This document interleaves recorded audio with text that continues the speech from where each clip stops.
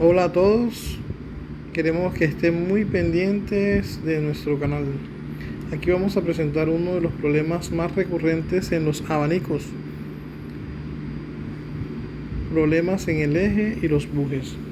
Por eso ya hemos procedido a quitar los bujes y hemos colocado uno nuevo.